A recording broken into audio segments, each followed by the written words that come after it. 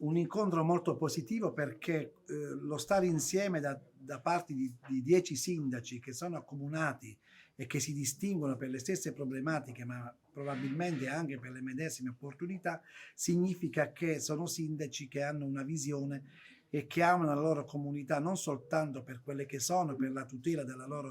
delle rispettive identità, ma anche per fornire loro un progetto, una visione per un futuro in cui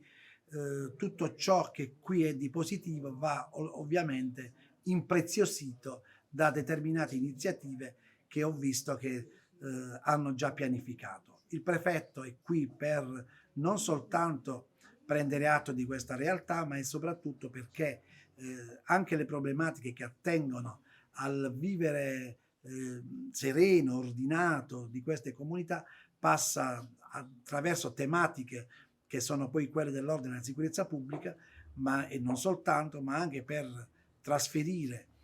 a Roma la proposta che sta provenendo da questi sindaci. È un momento molto importante e soprattutto è un momento in cui si fa sintesi di tante difficoltà che vi sono, ma anche di tante opportunità che, ripeto, devono essere poste a fattor comune perché abbiano un risvolto e un progetto di futuro in cui questo viaggio abbia soltanto opportunità e non negatività. Il supporto della prefettura, ai sindaci non mancherà.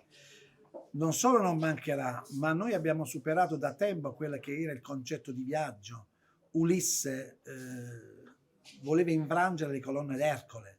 Noi abbiamo invece quella difesa che è stata infranta, che è andata oltre, e quindi il viaggio si colora di queste belle opportunità e i sindaci vedo che stanno seguendo queste opportunità con una serie di iniziative. Io credo che ci sia la possibilità di incidere positivamente perché si abbiano maggiori servizi, maggiori opportunità e tutto ciò che può favorire la promozione di un turismo sempre migliore. Noi siamo assolutamente soddisfatti di questo percorso che era di conoscenza della conferenza di sindaci e anche di tutti i temi del G20S. La necessità che le comunità marine abbiano una normativa adeguata per dare risposte ai turisti, ma soprattutto ai residenti, sta cominciando a prendere forza ed è quello che ci fa ben sperare per i prossimi anni, ma a stretto giro.